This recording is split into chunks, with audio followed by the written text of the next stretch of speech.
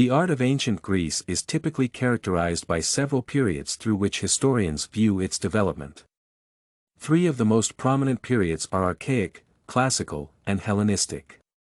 Each of these periods has particular distinctive features that reflect the transformation of views and values within the Greek society and its perspective of art and its meaning.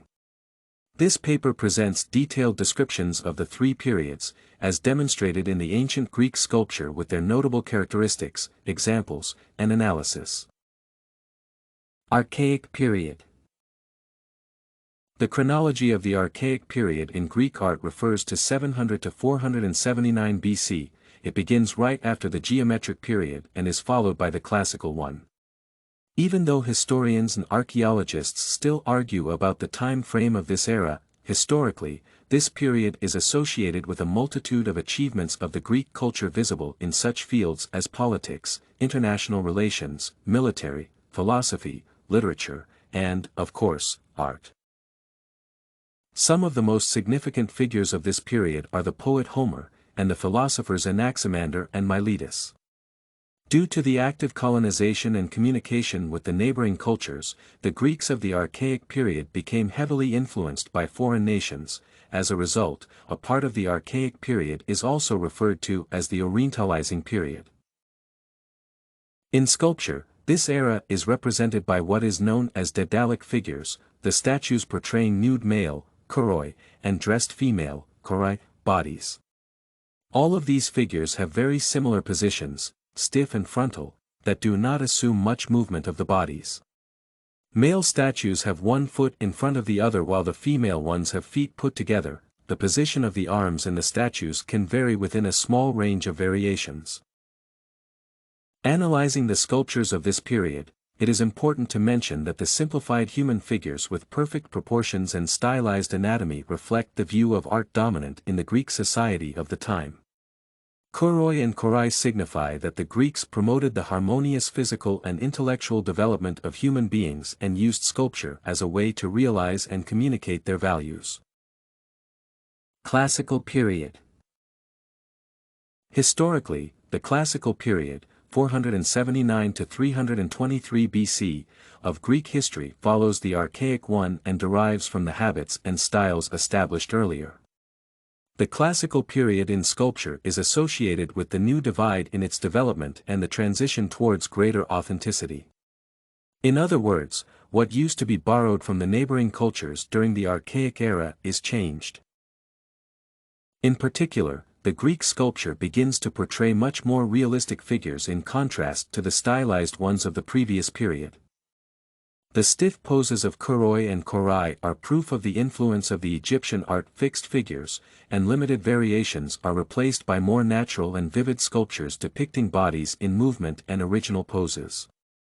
One of the most well-known sculptures of the Classical period is the discus thrower by Myron, which portrays an athlete in action, about to throw his discus. This development occurred because new sculpting materials became available to the artists. That way, while the stiff and simplistically posed figures of the Archaic period were made of marble, the statues of the Classical period were sculpted of bronze. Many of the statues of that era were destroyed by the time, including the disc thrower, and contemporary historians know about them only due to their descriptions in literary works and paintings. The purpose of sculptures shifted just like their appearances. The classical statues depicted the admired figures, gods, political, or military leaders. That way, one may say that art became even more meaningful and obtained practical meaning in addition to the aesthetic one. Hellenistic period.